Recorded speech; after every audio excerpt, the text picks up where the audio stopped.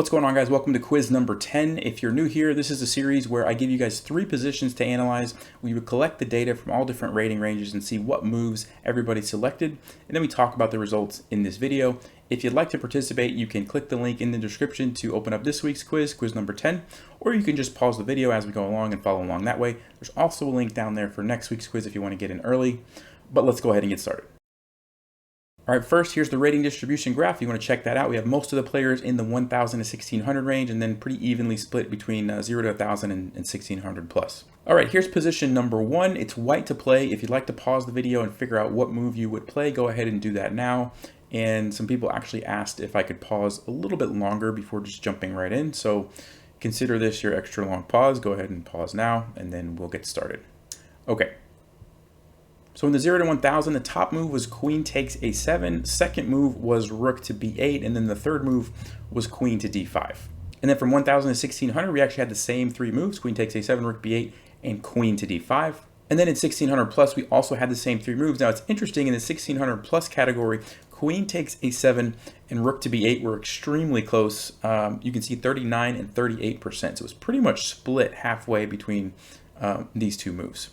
All right, so here's a position where you've got queen, queen, rook, rook, bishop, bishop, and then you've got this rook for the knight and a pawn. And so white is a little bit ahead, up the exchange for a pawn. So trading is one thing that is probably a good option for white. Usually if you're ahead, trading is good. And so because of that, queen to d5 was a move that some people said it's actually not a bad idea. That's number 2 as far as what Stockfish recommends. And it's, you know, one of the reasons why in chess, most openings revolve around controlling the center of the board is because your pieces do more in the center than they do on the side or in a corner. And so for that reason alone, queen d5 is actually not a bad move because you're relocating your queen from the corner to the center. And so you have a lot more options, different places to go, different things to do than you do when it's just stuck in the corner. So that is a good idea behind why queen d5 would be an option you might want to consider. The next move we'll talk about is queen takes a7, so it is a free pawn. Now, it's not as good as the best move, which we'll come to in just a second, but you know, you can get away with just grabbing a pawn here because your king's not in any immediate danger, and none of your big pieces are really under any kind of threats, and so this is okay, but it's not as good as the best move. So let's go back. And this is really important to remember, especially for beginners. I see a lot of beginners that aren't aware of this, but if you can ever infiltrate the back rank, okay, the back, like the queen is, before your opponent has a chance to develop their pieces on the other side of the board, like in this case, it's usually really, really, really, really good because if you can create a pin, you're going to be tying down 2 pieces at the same time. So for an example, and this is where we get to the best move, rook to b8 is the best move. And what you're doing is, creating this battery here. And if black tries to move this knight, guess what? They're just losing their rook. So black doesn't want to do that. But if black tries to move this rook somewhere, like let's say they wanted to bring it up and do something, well then the knight is going to get captured. So essentially, by playing rook to b8, you have tied down 2 of black's pieces stuck on the back rank now. And so it's kind of like black is playing with only a bishop and a queen. And you've got, you know, queen, 2 rooks, and a bishop. It's really, really strong. And this comes up in other situations too. So you always want to keep an eye out for this. If you can infiltrate the back rank before the other pieces get developed, usually you want to do that. And that's why Stockfish likes this move the best, just because it basically really prohibits black from doing much. So that was the best move and kind of what I wanted to see if everybody noticed. So congratulations if you did find rook b8, and if we check Stockfish, we'll see that is the number 1 move. And then number 2, we had queen d5, which is good because you're offering a trade and you're ahead material, so trading is good. But also, if black decides to not trade, well then you've repositioned your queen in a nice location, which gives you lots of options.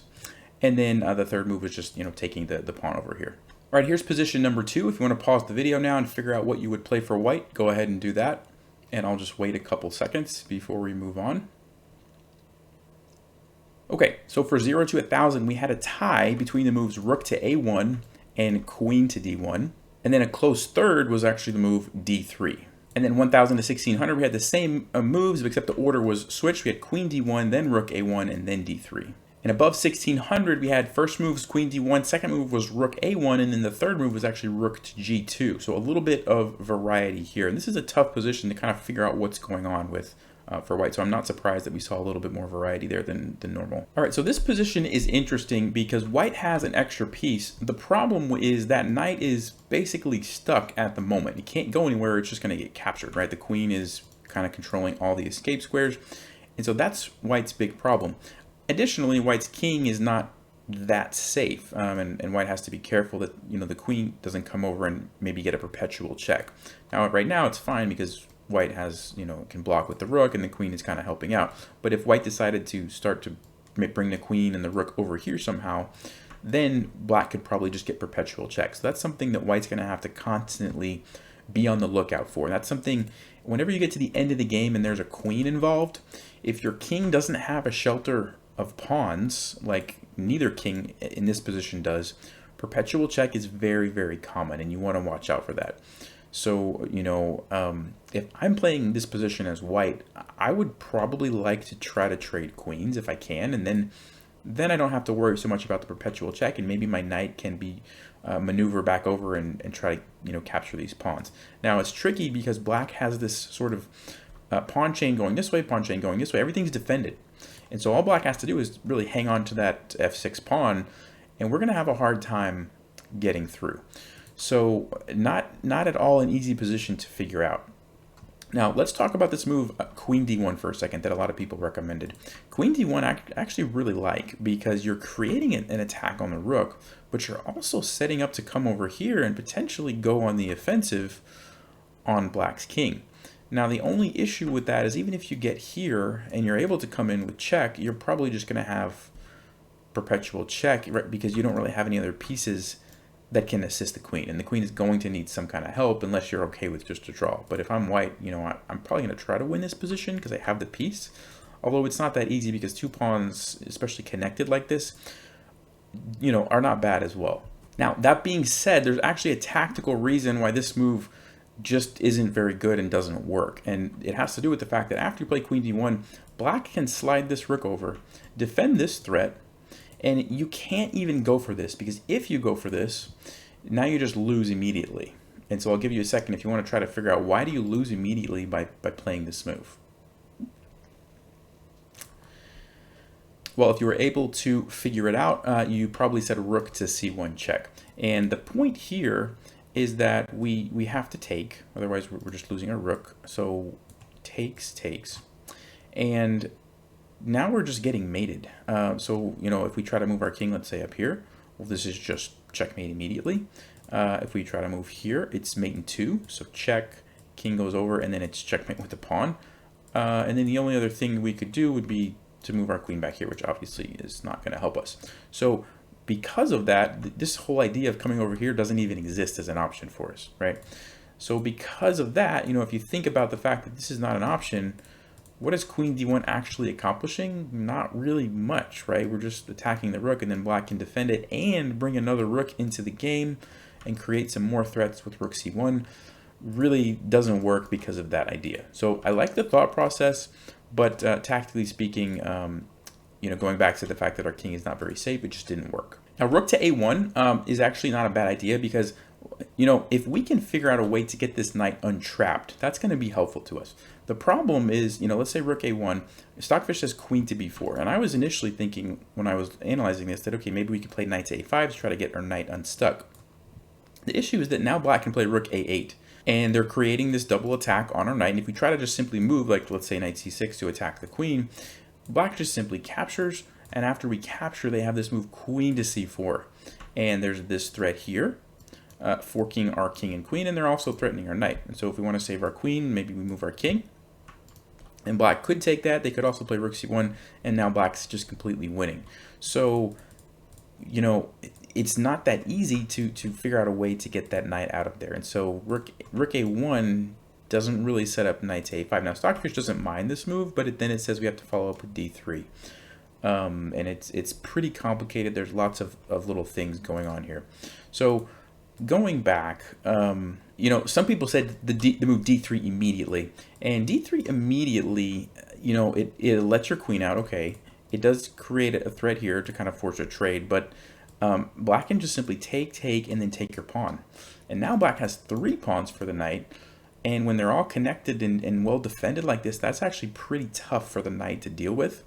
So now, even if you did trade off all the pieces, I don't know that white's going to be able to win this. And Stockfish really likes black's position, and I think a lot of it has to do with the fact that our king, as white here, has no shelter, right? This queen is going to, there's a threat here, there's constantly threats here. Once this rook comes over somewhere, there's going to be threats from the rook. And black's king actually is relatively safe right now. They can probably come up here and maybe find some shelter on h6. It's going to be tricky for us to have time to do anything because of where our king is. So, and again, our knight is still kind of awkward. Like, yes, we can move it back now, but it's not really great. It still doesn't do a whole lot. And so because of that, that's why d3 right away, you know, wasn't really the best move. So according to Stockfish, the best move is rook to g2. And, you know, immediately, okay, there's a threat here to capture this pawn, although I don't know how many lines you're actually going to be able to get away with that, depending on what black does. If black makes another threat, you're probably not going to have time for that, but there is a threat for that. I think the big reason that it likes rook g2 is because remember that queen g3 move that we saw on a couple lines? Well, you've now completely taken that away. Additionally, you've given your king sort of this little space on h2 to kind of hide. Like if you had to get away from checks for a little bit, you could go to h2, and you know the queen can't go there because the rook can't go here. You just take it. The rook can't check you because your rook's on g2. So you kind of created a little safe zone for your king by playing that. I think that's why it likes it. Now there's lots of different options that it lists for black here, so I'm not really sure without getting in too into it. There's like queen f3. There's bringing this rook to c8. There's bringing this rook back to c7. Bringing the rook to b8. So all different options for black. But I think going back to, you know, your king had nowhere safe to hide, and now we've created a place to hide. So I think this is a good takeaway for a lot of players. If you can look for a way to create a fortress in these endgames, especially when there's a queen, that's going to be really, really beneficial. A lot of times you can do it with pawns, but sometimes you do get positions like this where I didn't see this game previously, but it looks like probably black sacrificed a piece to get rid of some pawns or something, and so now you don't have that option. So rook g2 creates that extra little space for your king. So I think that's the best that I can understand what's happening with this move. And so if we check Stockfish, you know, like we talked about, rook g2 is the best. Then it does like rook a1 and queen f1. Queen f1 is interesting because it kind of puts the queen on this diagonal, so it gives you some option to there if, you know, this rook ever moves, and also can potentially defend your king.